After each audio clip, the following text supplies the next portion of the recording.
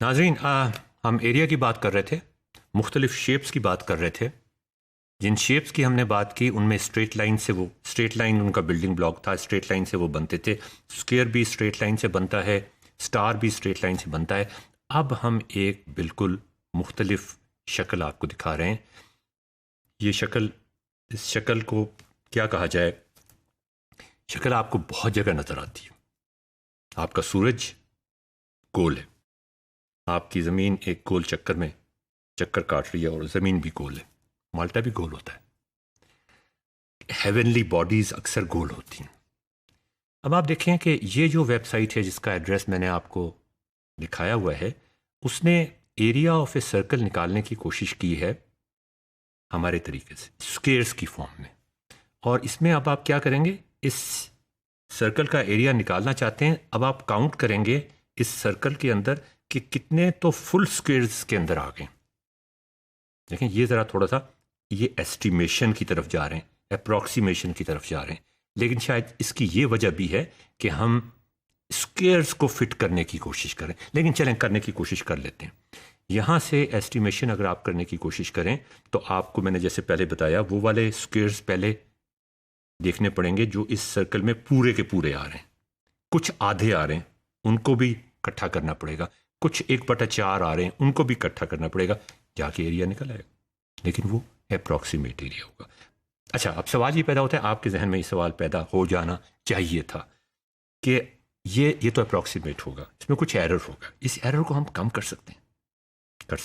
किस तरह कम कर सकते हैं कि इन स्क्वेयर्स के साइज को कम करते जाए यहां तक कि वो एक डॉट बन जाए। लेकिन फिर बहुत काम करना पड़ेगा। लेकिन लिमिट्स में सोचने की कोशिश करें। इसमें ये खूबी है इसमें कि आप इसका डायमीटर बढ़ा सकते हैं। स्क्वेयर्स का साइज वही रहेगा, डायमीटर बढ़ता जाएगा। उसमें अब आप देखिएगा कि वो एक ही बात है ना, स्क्वेयर का साइज छोटा करें या डायमीटर कांस्टेंट रखें तो उससे क्या फ़र्क पड़ता है। उससे आप देख सकते हैं कि एरिया ज़्यादा से ज़्यादा एक्यूरेट होता चला जाएगा अगर स्क्वेयर का साइज छोटा हो तो। अब हम एक और तरीके से एरिया ऑफ ए सर्कल निकालने की कोशिश करेंगे। लेकिन नाज़रीन, इससे पहले कि वो तरीका हम इख्तियार करें, हमें मेरा जो अपना एक्सपीरियंस है, प्रायर एक्सपीरियंस है, वो ये कि उसमें एक चीज़ ऐसी आती है, उस तरीके में, उस पेडागॉजी में एक डेफिनेशन ऐसी आती है, एक पैरामीटर ऐसा आता है जिसके बारे में नॉलेज बहुत थोड़ी होती है आप लोगों की। और ये चीज़ आपको जज प्रायर नॉलेज, मैंने आपसे कहा था प्रायर नॉलेज इंपॉर्टेंट है, बहुत इंपॉर्टेंट है। और वो क्या चीज़ है, वो है एंगल मेजर्ड इन व्हाट, किस उसमें एक्सप्रेस होते हैं डिग्रीज में। आपको याद होगा डिग्रीज में आप करते हैं 30 डिग्रीज का एंगल। आपसे मैं कहूँ 30 डिग्रीज का एंगल आप फट से बना देंगे, 60 डिग्रीज का एंगल फट से बना देंगे, 90 डिग्रीज का एंगल फट से बना देंगे, 270 का एंगल फट से बना देंगे, 360 का एंगल तो पूरा घूम के वहीं पे आ गया। मैं अपनी क्लास में यूनिवर्सिटी के अंदर एमएससी के स्टूडेंट्स, इलेक्ट्रिकल इंजीनियरिंग के स्टूडेंट्स, कंप्यूटर साइंस के स्टूडेंट्स, उनसे कहता हूँ भाई आओ ज़रा बोर्ड पे आ जाओ और ज़रा ये मुझे एक एंगल बना के दिखाओ 60 डिग्रीज का। 5 स्टूडेंट्स को मैंने बुलाया, कई दफ़ा मैंने ये एक्सरसाइज की। 5 स्टूडेंट्स को मैंने बुलाया, सब ने ठीक ठाक, थोड़ी सी मतलब आगे पीछे, ज़ाहिर है वो उनके पास प्रोटेक्टर नहीं है, उनके पास डी नहीं है, वो अंदाजे से बना रहे, सब ने ठीक तरीके से बनाया। फिर मैंने उनसे कहा कि अच्छा अब ये 60 डिग्रीज का एंगल तुमने बना लिया, मैं तुमसे कहूँगा 90 डिग्रीज का एंगल बना लो, वो भी तुम फ़ौरन बना लोगे, कोई मसला ही नहीं है इसमें, तो तुम इतने अरसे से पढ़ रहे हो। 1 रेडियन का एंगल मुझे बना के दिखा दो। अब वो चक्कर में पड़ गए। रेडियन का क्या मतलब है, हम रेडियन को किस तरह से पढ़ाते हैं? हम रेडियन को इस तरह से पढ़ाते हैं कि 2 pi radians is equal to 360 degrees. अच्छा, अब ये 2 पाई रेडियंस या pi radians is equal to 180 degrees, ये 180 डिग्रीज और 60 डिग्रीज और 30 डिग्री, ये तो बड़ा साफ सुथरा सा हिसाब किताब है ना। 30, 60, 90, 180, 270, 360 वापस आ जाता है। लेकिन ये pi radians is equal to 180 degree और पाई तो बहुत ही गंदा नंबर है। पाई 3.14, ये तो चलता ही आता है, चलता ही आता है। ये हम क्यों ले आए हैं इसके अंदर? कभी आपने सोचा ऐसा क्यों है? पाई इतना गंदा नंबर जो अगर आप पूरी तरह एक्सप्रेस करना शुरू कर दें तो पूरी इंसाइक्लोपीडिया ब्रिटानिका के कितनी 22 वॉल्यूम्स होती हैं वो सारी की सारी भर जाएंगी, लेकिन वो ख़त्म होने को नहीं आएगा। उसको अप्रॉक्सीमेट कर दें वो और बात है।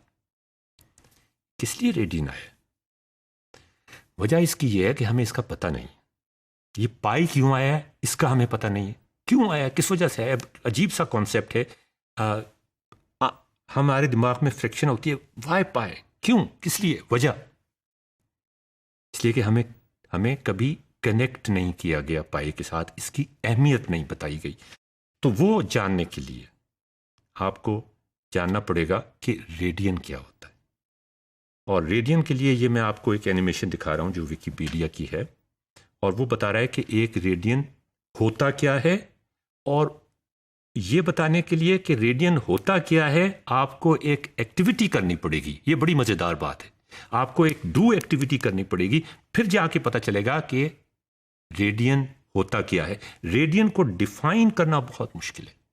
वो फिर वही बात, 2 pi is equal to 360 degrees, pi is equal to 180 degrees.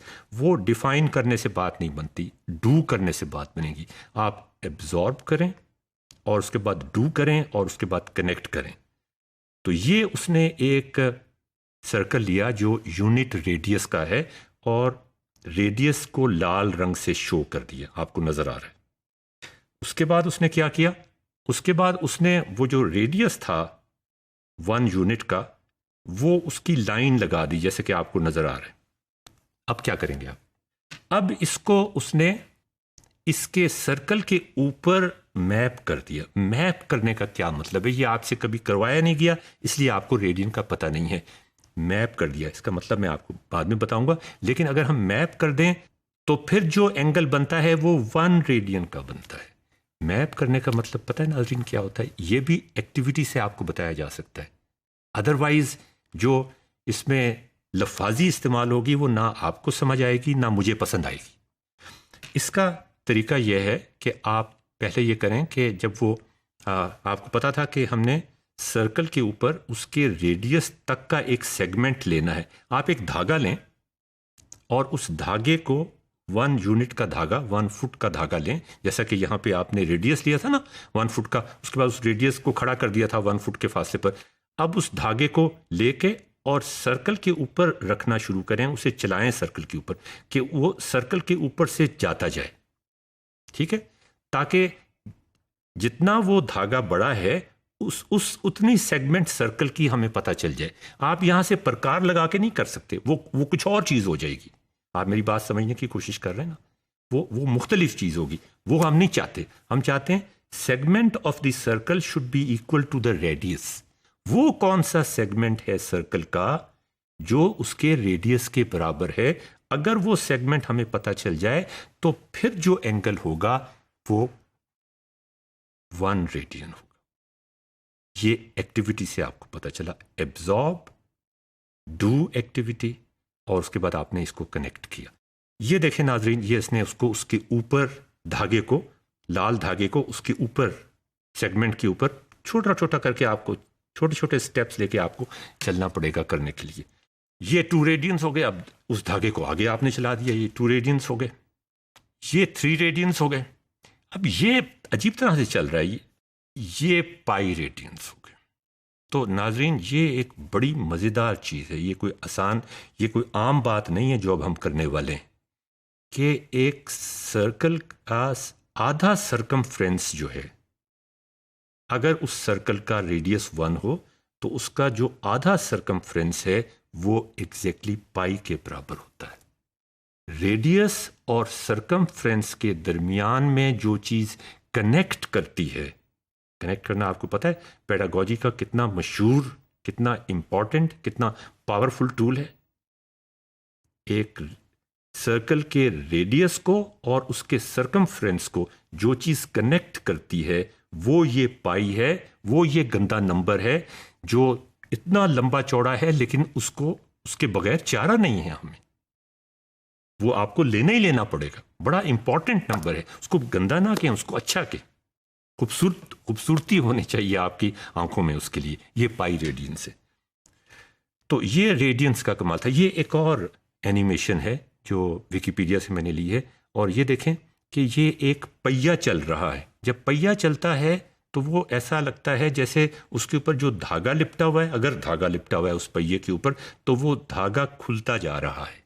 ये एक और तरीका से है आपको रेडियंस, आपको सरकमफ्रेंस और रेडियस में एक रिलेशनशिप बनाने का। यहां पर टेक्नोलॉजी आती है।